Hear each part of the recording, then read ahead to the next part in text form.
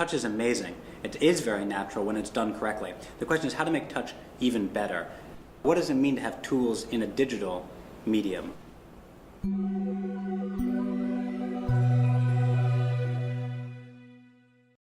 So the problem with current touchscreens is this, that they're really all about where you touch and how many fingers you touch with. So it's really all about kind of poking with different numbers of fingers. And so a lot of the research we're looking at is how do you make touchscreens have better modality by capturing more interesting and powerful dimensions of touch. So here we have a touchscreen. It's a conventional touchscreen. We haven't modified it in any way, so it detects touches like you might expect. But what we've added to this is a special piece of software that does these inferences about how you might be touching. And the way we train this is we gave actually objects to people, like a camera, this camera, and we said, we want you to pretend you're taking a photo. And they would grasp it. And then we say, put the camera down and put that on the screen.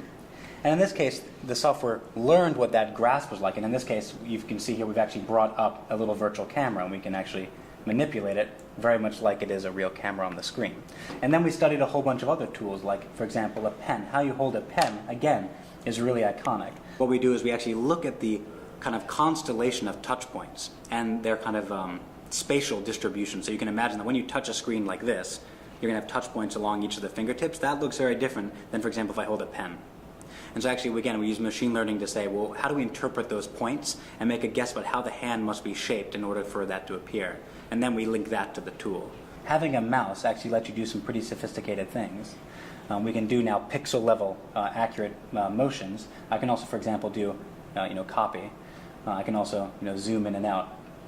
All again with one hand gesture. We have to give each of these projects thousands of data points on what the underlying tools and underlying sounds must be like, and then we just say, learn what that is. So when you hear a new sound or a new type of touch, it can make a best guess about what that is.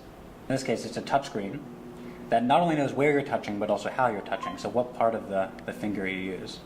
So for example, I can touch with my fingertip. That's traditional, but I can also do my knuckle.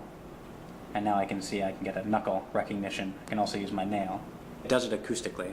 So it actually listens to the sound. So the fact is your finger pad and your knuckle and your nail sound different. So in fact, if I tap on this table, you might be able to hear this with a microphone.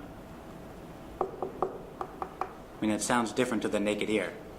And what we do is we take that knowledge and we have the accelerometer on the phone, listen to those sounds, and make a classification. So it's machine learning under the hood, and it's basically acoustically processing the impact. So when a touch happens, it goes, well, what sound did I hear? It says, that sounds like a knuckle. We can go into something like a text editor, right? So here I can scroll as usual, but if I want to do selection, I can do now this.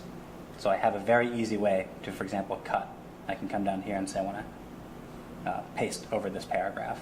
Touch as we know it today, multi-touch in particular, doesn't scale down to small sizes. And that's where a lot of these technologies are going to have the most impact.